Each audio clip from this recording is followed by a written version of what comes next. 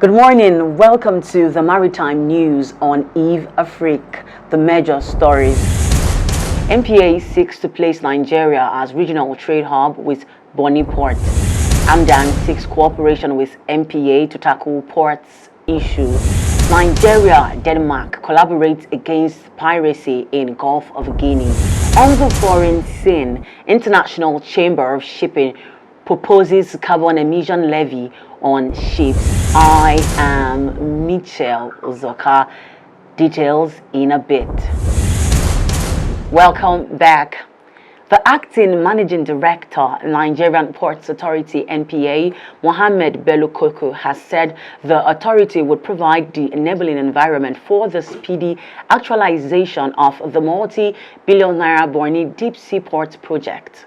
Bello Koko, who spoke while on assessment tour of the Onne Port Complex and the River State Complex in Port Harcourt after the visit to Bonny Island, describes the Bonny Deep Sea Port project as a game changer that would significantly transform the socio-economic landscape of Nigeria.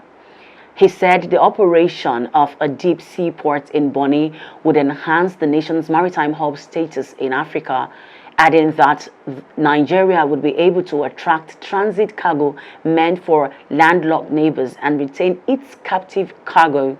He also said there would be a reduction concerning ship-to-ship transfer activities taking place at Lome and Cotonou for cargoes destined for the Nigerian market. The Bonny Deep Sea Port project, covering a land area of 275.22 hectares, is to be developed through direct investment by China Civil Engineering Construction Company, Nigeria Limited, on a design, build, finance, operate and transfer basis. The project scope of the Bonny Deep Sea Port includes the construction of a breakwater, revetment, container berth, general goods berth, dredging of the Essex Channel and turning basin construction. Bello Koko is appealing to the people of the Niger Delta to support and own the Bonny Deep Sea Port, noting that the federal government and its partner would be deploying huge financial resources towards the construction of the new port, in appreciation that seaports drive economic development and create massive employment opportunities. The Chief Executive Officer at Nigeria International Maritime Summit, Mr. Emeka Okabugo, revealed through a statement that the Nigerian International Maritime plans to host the Secretary to the Federal Government, Boss Mustapha, Minister of Transport, Rotimi Amechi, and Edo State Governor Godwin Obaseki over talks on ship financing and the creation of maritime clusters, amongst others. The summit is due to hold in October and is the only whole-of-value chain business event for international organizations, policymakers, regulators, development organizations, operators, service providers, and consumers in the industry. The two-day hybrid format event would feature a host of speakers, including Ms. Amani Abozed, Commissioner for Infrastructure and Energy, African Union Commission.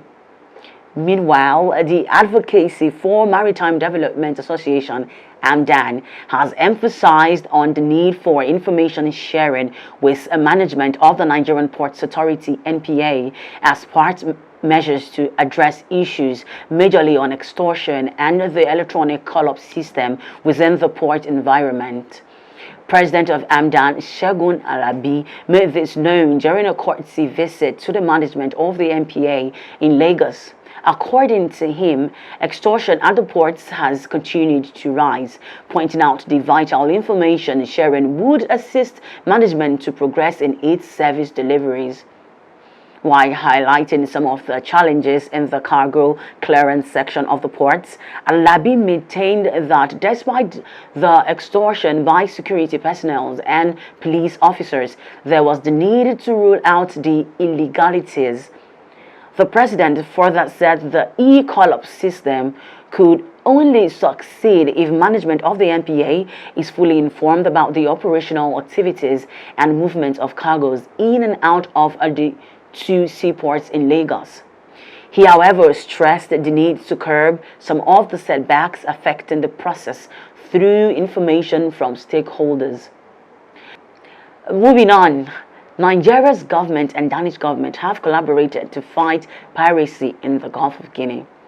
During a bilateral meeting between the Minister of Foreign Affairs, Geoffrey Onyeama, and the Foreign Minister of Denmark, Jeppe Kofod, on the sidelines of the ongoing 76th United Nations General Assembly in New York, United States, Kofod said Denmark was strengthening its cooperation with all the countries around the Gulf of Guinea and deploying resources to the Gulf of Guinea to fight piracy. Onyeama said the relations between Denmark and Nigeria are excellent. Exporters are seeking government actions over 90 billion naira loss to persistent port restrictions. Don't go nowhere. We will be right back after this break.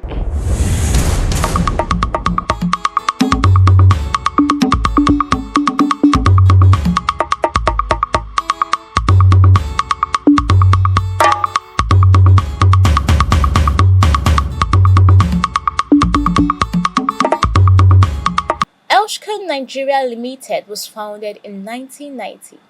It is an integrated Nigerian indigenous group of companies operating in the energy and maritime sectors with focus on value, client satisfaction, and retention. The management expertise and experience in the oil and gas and maritime industry is second to none. With their deep understanding of industry requirements, they provide a non-stop shop for their customers. Together with their clients and partners, they deliver solutions and services for the safe and efficient exploitation of energy and marine natural resources.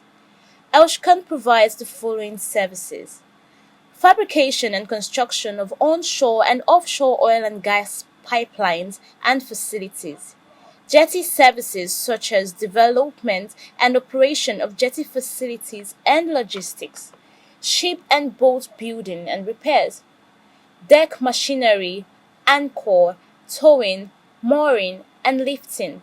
Also, fendering systems, sales, and rentals. Elshkan Nigeria Limited is located in Port Harcourt, Rivers State, at Deborah Lawson House, F6 Abacha Road, GRA Phase 3, and in Lagos at number 33 Kofo Abayomi Street, Victoria Island. You can find their supply and logistic base and fabrication yards at number 11 Transwoji Road and number 7 Elshkan Road off number 3 Transwoji Road, Transamadi Industrial Layout, Port Harcourt, Rivers State. For more information about Elshkan Nigeria Limited, visit www.elshkan.com. They deliver without compromise.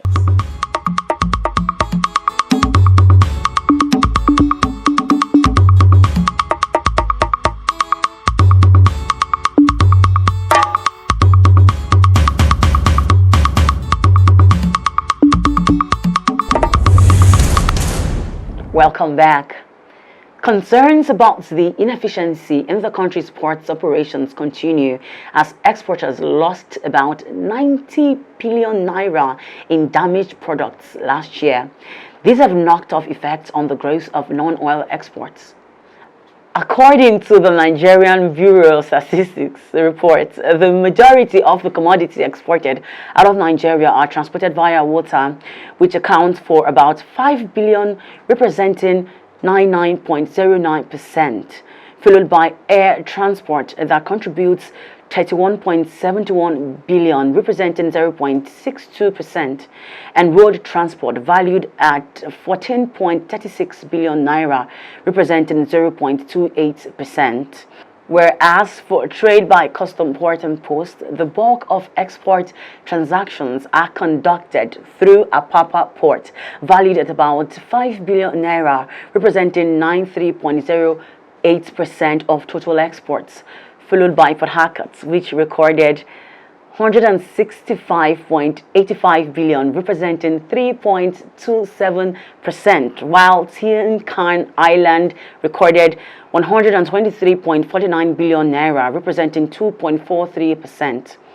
President, Shippers Association of Lagos South, Jonathan Nicole, mentioned that exporters lost close to 90 billion naira of damaged exports due to a Apapa gridlock that delayed prompt attention to shipping goods.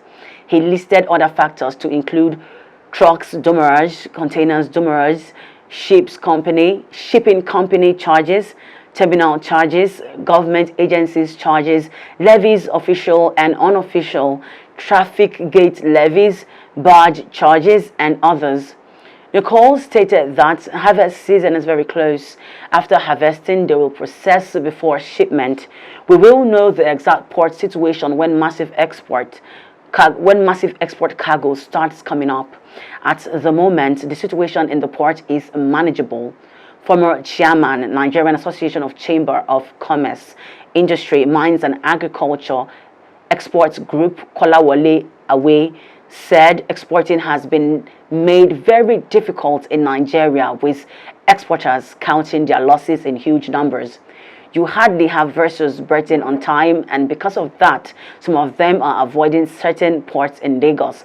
They are going to other ports because of the issues of having to berth in Nigerian waters for about 21 or 30 days, he said. The Deputy National President, Air Logistics National Association of Government Approved Freight Forwarders, Dr. Shegun Musa, is advising the government to encourage small and medium enterprises in standards local production that would not only satisfy local consumptions but also exports consumptions like China, India, Malaysia, and other export producing countries. NIMASA seeks FDFA partnership to scrap out illegal fishing.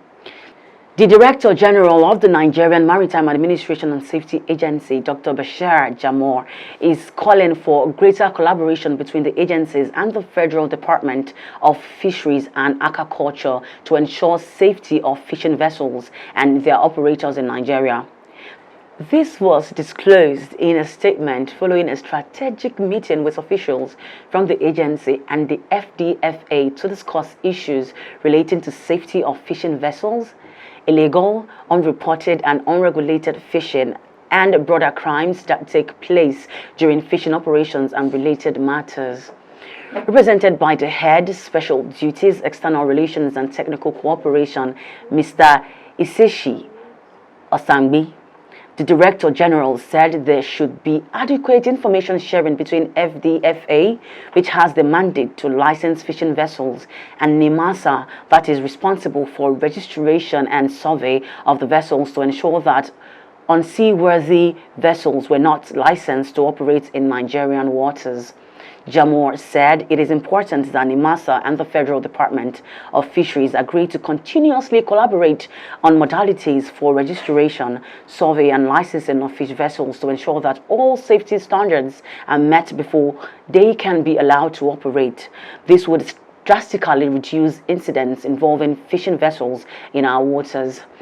The one-day strategic meeting, which was held under the auspice of NIMASA's External Relations and Technical Cooperation Program, was aimed at seeking areas of collaboration between the two agencies for the benefit of the fishing industry in Nigeria. On the foreign scene, the International Chambers of Shipping has proposed a detailed plan for a global levy on carbon emission from vessels with an aim to accelerate decarbonization.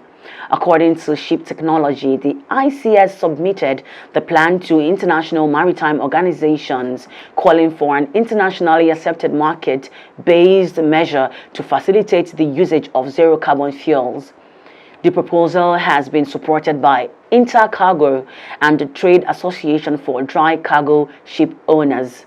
According to the proposal, the level will be based on mandatory contributions by vessels exceeding 5,000 gross tonnage and trading internationally for each ton of carbon emitted. The collected money would go into an IMO climate fund and be utilized to establish the bunkering infrastructure at ports worldwide to provide green fuels. This move is aimed at developing a market that can make zero-emission shipping feasible. I CS Secretary General Guy Platon said there's no question that improvements in technology can enable the transition to zero-emission shipping. However, huge leaps must still be taken if we are to achieve the readiness level needed for deployment of scale. This includes building the necessary infrastructure to support such a transition. We need to be able to put zero-emission ships in the water by 2030 without challenging price and safety issues. He added if the IMO lent its backing to the proposal, the organization may be able to change this and deploy technologies economically and equitably. That is a wrap on the maritime news on Eve Afrique. Before we go, a recap of the major stories. MPA seeks to place Nigeria as regional trade hub with Bonny Port. Amdan seeks cooperation with MPA to tackle ports issue. Nigeria, Denmark collaborate against piracy in Gulf of Guinea. On the foreign scene, International Chamber of Shipping proposes carbon emission levy on ships. The maritime news airs every last Saturday of each month.